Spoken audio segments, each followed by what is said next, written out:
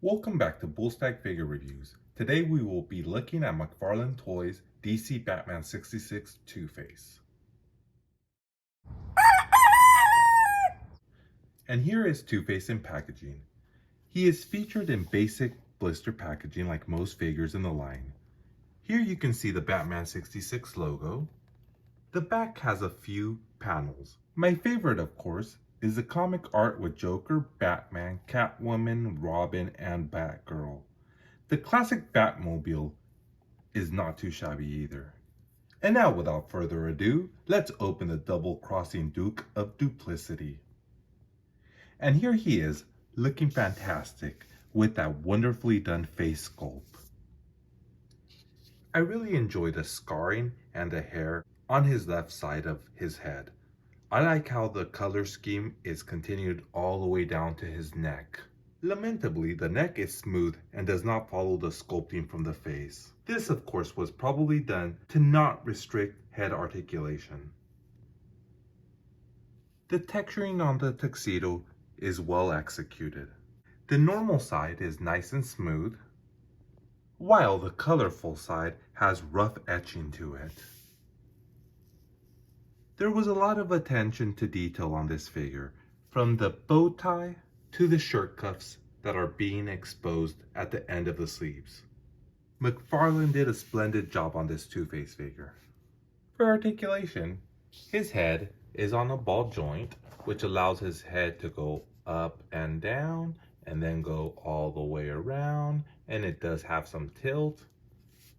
His arms can go in and out, and then of course they can move all the way up and all the way around. His elbow is single jointed, but it does have a swivel. His hands just rotate. He doesn't have any diaphragm articulation and just possesses a cut at the waist. As for his legs, they can kick up and down, and that's it. For his knees, they're on a single joint and they can swivel. And his shoes, as far as I can tell, have no articulation. Two-Face here is right at the 6-inch mark.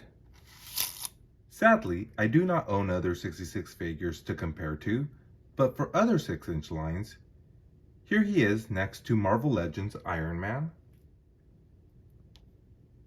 and to DC Universe Classics Robin.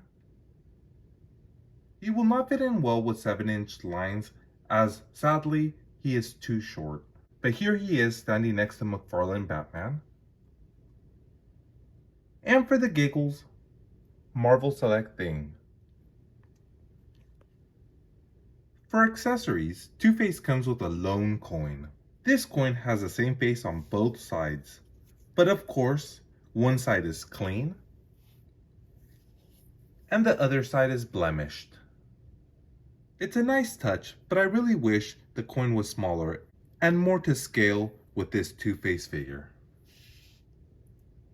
Back in the 60s, there was a story written for an episode of Batman that would have featured Two-Face.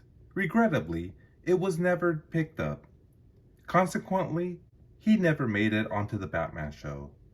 Within recent years, the story was found and sold to DC, who decided to turn it into a one-shot comic called Batman 66, The Lost Episode Number 1, The Two-Way Crimes of Two-Face. This figure is based on that comic. Overall, Two-Face is a nice figure if you are collecting this line. If you are not, then this figure can be skipped, especially since he doesn't scale well with other McFarlane lines. But again, if you do collect the 66 line, then Two-Face is a must-have. If you like this video, please comment, like, share, and subscribe.